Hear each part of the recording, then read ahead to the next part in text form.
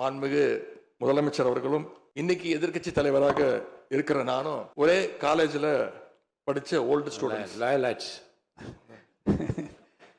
ஒரே காலேஜில் நாம படிச்சிருந்தாலும் அரசாங்கத்தை நடத்துறதுல திமுக தான் சீனியர் பேட்ச்.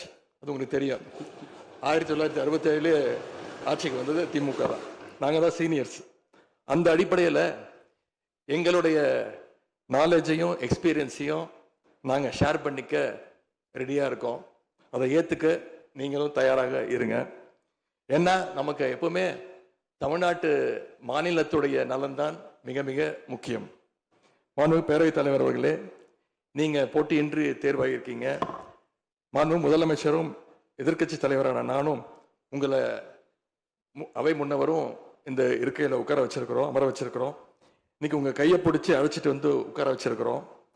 இனி எங்கள் ரெண்டு தரப்பையும் நீங்கள் தான் கையை பிடிச்சி அரவணைச்சு கோவம் இல்லாமல் கோவப்படாமல், நீங்கள் கோவப்பட மாட்டீங்கன்னு தெரியும்.